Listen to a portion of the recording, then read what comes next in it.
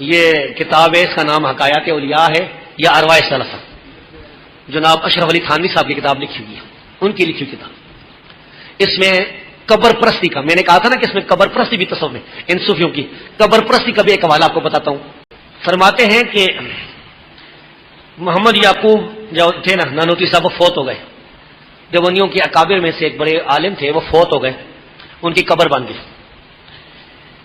اب کیا ہوا یہ کہ اس زمانے میں اس علاقے میں نانوتا میں ایک بیماری آئی ہوئی تھی، بخار، تو لوگوں کا یہ عقیدہ بن گیا کہ یہ قبر جو ہے اس کی مٹی اگر لائیں گے تو شفا ہو جائے گی۔ مٹی کو کھاتے ہوں گے، قبر سے مٹی لانی شروع کر دی لوگوں نے اور لکھا ہے شفا ہو جاتی ہے۔ تو کیا فرماتے ہیں، کہتے ہیں کہ حضرت مولوی معین الدین صاحب حضرت مولانا محمد یعقوب صاحب کے سب سے بڑے صاحبزادے تھے۔ وہ حضرت مولانا کی ایک کرامت جو بعد وفات واقع ہوئی بیان فرماتے تھے کہ ایک مرتبہ ہمارے نانوتا میں جاڑا بخار کی بہت کثرت ہوئی، سو جو شخص مولانا کی قبر سے مٹی لے جا کر باندھ لیتا اسے ہی آرام ہو جاتا۔ اچھا کھاتے نہیں تھے، باندھتے تھے۔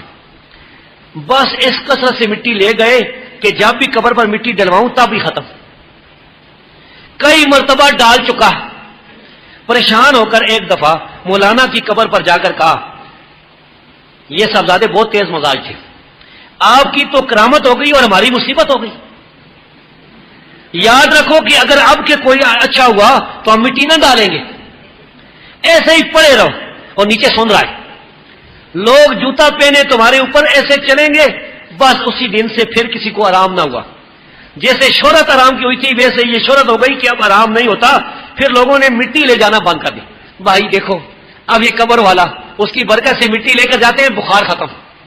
پھر اس نے نیچے پتہ نہیں کون سی وہ تاریں لگا رکھی ہیں وائرلیس، کہ بیٹا اس کو پکارتا ہے اور نیچے سے سن رہا ہے، اور اس کو تصرف بھی حاصل ہے کہ جب اس نے بات کو سن لیا تو پھر اب وہ چھوڑ دیا لوگوں کو صحیح کرنا، اب وہ بیماری وہ ٹھیک نہیں ہوتی۔